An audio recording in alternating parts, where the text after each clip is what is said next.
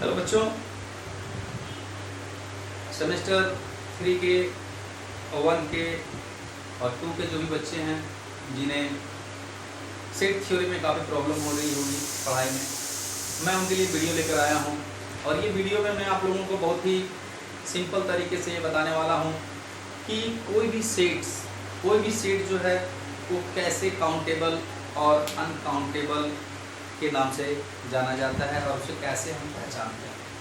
तो जैसा कि बच्चों मैंने यहाँ क्वेश्चन लिखा है कि the set of integer is countable. तो सेट ऑफ इंटीजर को हम काउंटेबल क्यों कहेंगे, क्या कारण है कि उसे हम काउंटेबल कहते हैं, जबकि उसमें इन्यूमरेबल नंबर्स होते हैं, यानी काउंटेबली इनफाइनाइट होते हैं वो, फिर भी हम उसे क्यों न्यूमरेबल या काउंटेबल कहते हैं। तो जैसे कि आप लोगों को पहले से ही पता है कि किसी भी सेट को हम काउंटेबल, डीन्यूमरेबल, काउंटेबली इनफाइनाइट तभी कह सकते हैं जब वो नेचुरल नंबर के साथ 1 1 एंड ऑन्टो का कॉरेस्पॉन्डेंस को बनाता है। अब ये 1 1 और ऑन्टो कॉरेस्पॉन्डेंस क्या है, इसको मैंने काउंटेबिलिटी ऑफ सेट वाले वीडियो में मैंने बता दिया है कैसे उसको हम लोग समझेंगे। तो आप लोगों से मेरी रिक्वेस्ट है कि आप लोग पहले उस वीडियो को जरूर देखें और फिर उसके बाद इस वीडियो को देखें अगर आपने पहले नहीं देखा है। ये वीडियो काफ़ी रोचक होने वाला है अगर आपको पहले से वो वीडियोस में जो दी गई जानकारियां हैं अगर उसके बारे में आप जानें। देखिए बच्चों, हर चीज़ जिस दिन आप कुछ नया सीखते हैं उस दिन ही आप लोगों का एक नया जन्म होता है, यानी आप कम से कम अपने जीवन में एक नई चीज़ की जानकारी जब भी पाते हो तो आपको लगता है कि आपने एक नया जीवन पाया। तो ये जो जानकारी मैं आप लोगों को देने जा रहा हूँ, ये जब आप जानते होंगे तो ऑलरेडी आप लोग एक नए जीवन को पा चुके हैं, और अगर नहीं जानते हैं तो आप लोगों को ये जानकारी बेहद रोचक लगेगी कि कैसे किसी भी बहुत बड़े सेट को भी हम काउंटेबल कह सकते हैं। तो किस बेसिस पे, क्या है उसका कहने का बेसिस, हम लोग किस तरह उसको समझें कि वो हमारा काउंटेबल सेट। तो बच्चों ये थ्योरी है और इस थ्योरी को आप लोगों को सुनकर समझने की आवश्यकता है। देखने से और लिखने से मुझे नहीं लगता कि आप उतना समझ पाएंगे, लेकिन अगर आप मेरी बातों को ध्यान से सुनेंगे और समझने की कोशिश करेंगे तो मुझे पूरा उम्मीद है कि ये आप लोगों को समझ में आएगा। तो हम लोग चलिए शुरू करते हैं कि सेट ऑफ इंटीजर कैसे काउंटेबल होता है। तो बच्चों मैं आप लोगों को समझा देता हूँ सिंपल तरीकों से कि जैसे हमें पता है कि जेड जो सेट होता है इंटीजर का सेट होता है, इसमें हमारे पास प्लस इंटीजर भी होते हैं, माइनस इंटीजर भी होते हैं, और साथ में एक एक्स्ट्रा नंबर होता है 0, जो ना माइनस का पार्ट होता है ना प्लस का पार्ट होता है, वो अलग से रहता है, जो कि हम कह सकते हैं कि नेगेटिव और पॉजिटिव इंटीजर का वो जंक्शन पॉइंट है, या वहाँ पर हम लोग दोनों को ज्वाइन करते हैं 0 के पास। अब जैसे कि देखिए जेड प्लस और जेड माइनस दो हमारे पास इंटीजरों का सेट है। अब कैसे हम लोग इसको अगर यूनियन कर दें पूरा, तो पूरा का पूरा हमारा जेड का सेट प्राप्त होगा। अब हम लोग जानना चाहेंगे कि ये काउंटेबल कैसे है। तो बच्चों आपको मैं बताना चाहता हूँ कि अगर हम एक मैपिंग बनाते हैं, अगर हम एक मैपिंग की बनाएं जेड प्लस से नेचुरल नंबर के बीच में, तो हम क्या देखते हैं कि ये 1 1 कॉरेस्पॉन्डेंस में आ जाता है। पहले इंटीजर को हम नंबर 1 दे सकते हैं, सेकंड पॉजिटिव इंटीजर को सेकंड 2 नंबर दे सकते हैं। कहने का मतलब है कि इंटीजर के जो पॉजिटिव इंटीजर्स हैं और नेचुरल नंबर तो हमारा 1 2 3 4 ऐसे चलता रहेगा, और पॉजिटिव इंटीजर भी 1 2 3 4 5 ऐसे चलेगा। तो आप क्या देख रहे हो कि 1 के साथ 1, 2 के साथ 2, 3 को 3 नंबर दे सकते हैं, 4 को 4 नंबर दे सकते हैं, 5 को 5 नंबर से इंडिकेट कर सकते हैं। इस तरह से हमारा जो है जेड प्लस का जो है सेट क्या बन जाता है 1 1 कॉरेस्पॉन्डेंस। तो हम कह सकते हैं ये काउंटेबली कार्डिनली इक्विवेलेंट सेट है दोनों। इस आधार पे हमारा जेड प्लस क्या हुआ, काउंटेबल हो गया। अब हम लोग ये कह सकते हैं कि जेड प्लस जो है वो कार्डिनली इक्विवेलेंट है हमारा नेचुरल नंबर का। उसी प्रकार से जेड माइनस को भी हम कार्डिनली इक्विवेलेंट कह सकते हैं नेचुरल नंबर का। तब क्या हो जाएगा, वो भी हमारा काउंटेबल हो जाएगा। और अगर 0 तो फाइनाइट है ही, तो हम उसकी संख्या तो बता ही सकते हैं वो 1 है, और उसको भी नेचुरल नंबर 1 से इंडिकेट कर सकते हैं। तो पूरे अगर इंटीजर को अगर हम नंबर देना चाहें, क्या नंबर दे सकते हैं, तो सबका एक फिक्स नंबर दिया जा सकता है। फिक्स नंबर का मतलब आप लोग समझ गए होंगे, जैसे कि अगर ये अमित है, ये रोहित है, और ये अमित, रोहित, सुजीत, तो अमित को फर्स्ट नंबर दिया जा सकता है, तो रोहित को सेकेंड नंबर, तो सुजीत को थर्ड नंबर। उसी तरह इंटीजर के हर नंबरों को हम एक नेचुरल नंबर प्रोवाइड कर सकते हैं। तो आप समझ गए होंगे कि काउंटेबल सेट का मतलब क्या होता है। तो ये सेट जो है इंटीजरों का काउंटेबल है। अब तो आप लोग समझ गए होंगे, मुझे पूरी उम्मीद है आप लोग समझ गए होंगे। स्टेटमेंट थ्योरी है, तो आप लोग लिख सकते हैं सिंपल कि जेड जो है हमारा Z plus union, Z minus union और 0 का कॉम्बिनेशन है। और हम जानते हैं कि अगर जेड प्लस को एन के साथ अगर एक वन फंक्शन से मैपिंग करें तो आराम से किया जा सकता है कि फर्स्ट इंटीजर को हम 1 नंबर दे सकते हैं, सेकंड इंटीजर को 2 दे सकते हैं। ऐसे करके हम सारे इंटीजरों को नंबर दे सकते हैं। उसी तरह से नेगेटिव इंटीजर को भी हम नंबर प्रोवाइड एसोसिएट कर सकते हैं नेचुरल नंबर से। इस तरह से हमारे पास जो है पूरा का पूरा इंटीजर जो है नेचुरल नंबर से एसोसिएटेड हो जाता है। समझ गए होंगे मेरे ख्याल से पूरी तरह आप लोग। अब मैं आप लोगों को बताने वाला हूं कि कैसे रेशनल नंबर्स को भी हम डिन्यूमरेबल यानी कि काउंटेबली इनफाइनाइट करते हैं। तो आइए हम लोग उसके बारे में देखते हैं। तो बच्चों, अब मैं आप लोगों को एक दूसरा सेट ले रहा हूं जिसको रेशनल नंबर का सेट कहते हैं, और the set of rational number is innumerable. तो आप समझ गए होंगे कि जो हमारा सेट है, जो हम लोग बात कर रहे थे कि the set of rational number is innumerable, कि अब हम लोग ये देखेंगे कि रेशनल नंबर कैसे इनन्यूमरेबल यानी कि काउंटेबली इनफाइनाइट है। तो बच्चों, जैसा कि आप लोगों को मैं बार बार बता रहा हूँ कि किसी भी सेट को काउंटेबली इनफाइनाइट तभी समझेंगे जब हम उसे नेचुरल नंबर के साथ एसोसिएट कर 1-1 मैपिंग बनाएंगे। अब रह गया सवाल कि क्या रेशनल नंबर को हम लोग 1-1 मैपिंग नेचुरल नंबर के साथ कर सकते हैं? तो इसका मतलब ये नहीं है कि आप एक फंक्शन क्रिएट करें और ऐसा दिखाएं। आप चाहे तो अपने बुद्धि विवेक से इस बात को समझ सकते हैं कि क्या किसी भी रेशनल नंबर का पोजीशन को हम बता सकते हैं कि कितने नंबरों के बाद आ सकता है।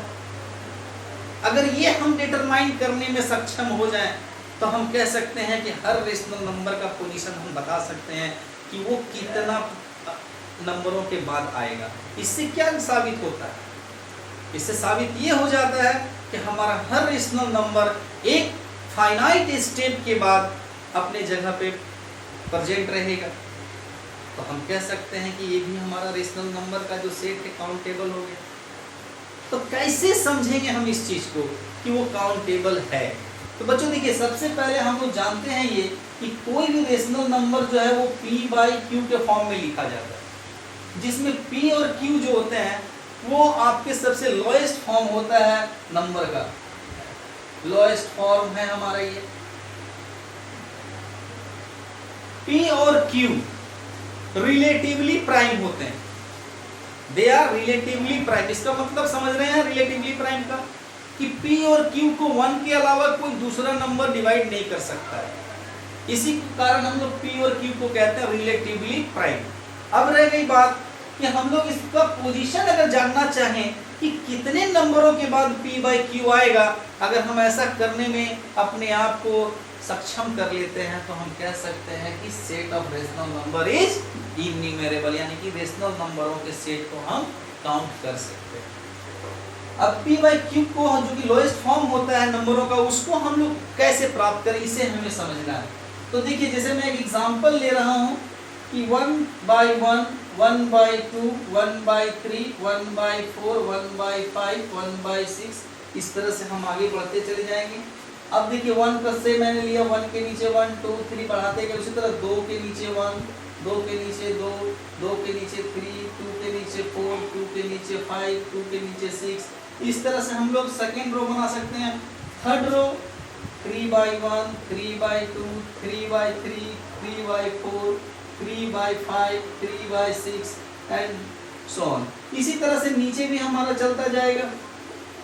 तो अब जो है हम लोग जिस रेशनल नंबर को उसका पोजीशन बताना हो तो हम कैसे समझेंगे, इस चीज के बारे में मैं आप लोगों को समझाने की कोशिश कर रहा हूं, ताकि आप ये समझ जाएं और इसके बेसिस पे आप कह सकें कि जो हमारा रेशनल नंबर है वो नेचुरल नंबर से हर रेशनल नंबर को हम एसोसिएट कर सकते हैं, यानी कि उसको भी एक नंबर दिया जा सकता है रेशनल नंबर को। तो जैसे देखिए 1/1, 1/2, 1/3, 1/4, 1/5, 1/6। आप एक बात नोटिस करेंगे क्या इस रो में, हर एक रो में, कि जो न्यूमरेटर और डेनोमिनेटर है, अगर उन दोनों का सम करके उसमें से अगर हम लोग 1 माइनस कर दें तो हमारा डेनोमिनेटर आ जाता है। जैसे सपोज कीजिए कि हम 1/3 को उठाते हैं, तो हम लोग यहाँ डेनोमिनेटर में क्या होगा वो जानना चाहेंगे। तो ऊपर तो हमारा न्यूमरेटर 1 है और नीचे में क्या करना है कि 1 + 3 - 1।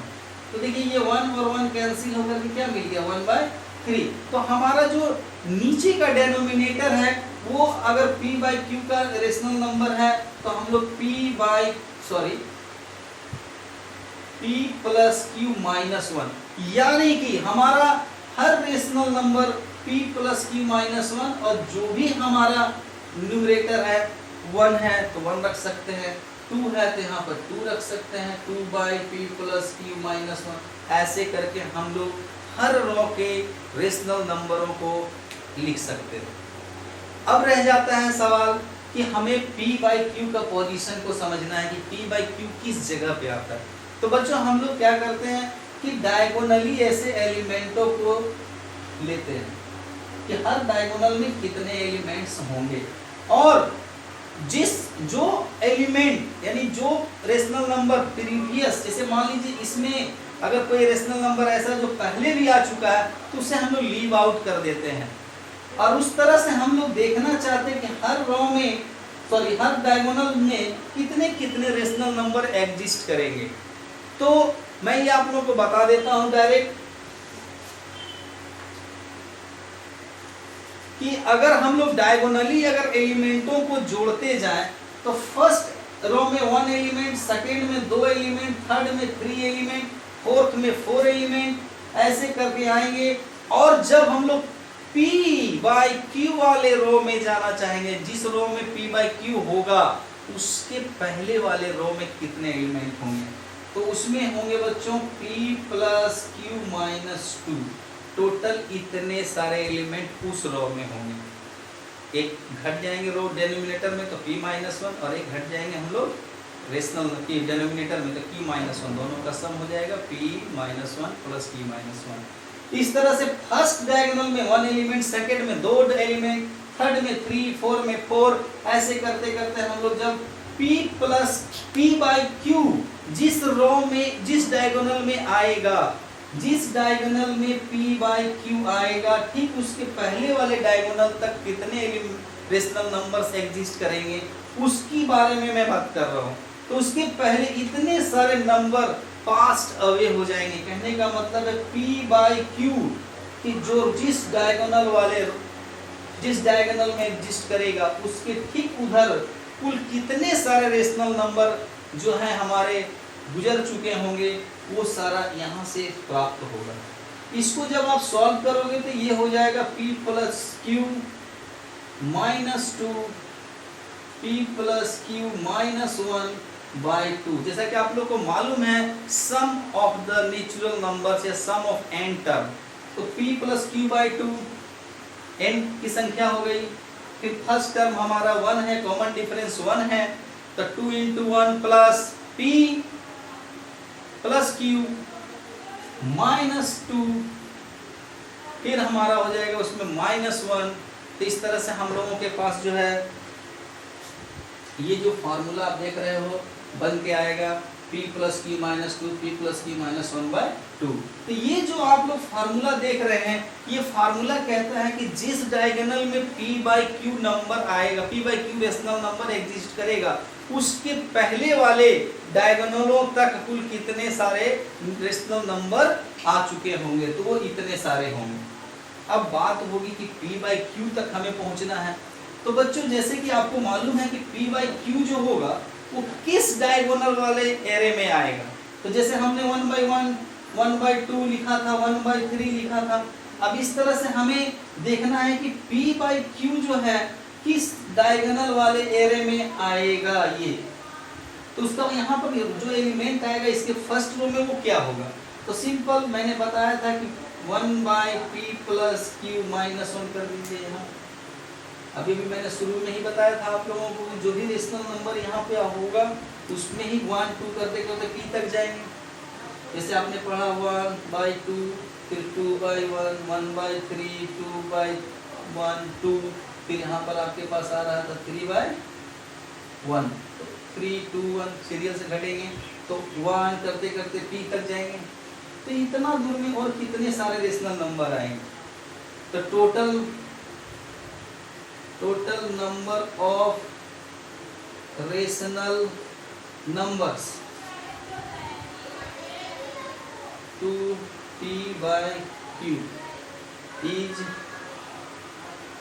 P plus Q minus 2/2, P plus Q minus 1/2 और प्लस P। देखिए बच्चों इसके ठीक पहले वाले रो तक में तो हमारे पास इतने एलिमेंट इतने रेशनल नंबर्स आ चुके हों और यहाँ से लेकर के यहाँ तक P ही 1 से शुरू होते होते P तक जाएंगे। तो P बाई Q तक पहुँचने में हमें और P एलिमेंट लेने होंगे। अब इस टोटल को अगर जोड़ दिया जाए तो अब इसकी संख्या तो निश्चित है क्योंकि आपको P के बारे में भी पता है, Q के बारे में पता है। इस तरह से आप कह सकते हैं कि हर P बाई Q जो रेशनल नंबर है उसको हम जो है एक नंबर एसोसिएट कर सकते हैं नेचुरल नंबर के रूप में। तो आप लोगों को समझ में आ गया होगा कि क्यों हम लोग कहते हैं रेशनल नंबर जो है वो काउंटेबल, इनफाइनाइट यानी इनन्यूमरेबल या डीन्यूमरेबल सेट कहलाता है। तो बच्चों काफ़ी इंटरेस्टिंग है। देखिए ये थ्योरी का टॉपिक है और थ्योरी का टॉपिक लर्निंग का टॉपिक है।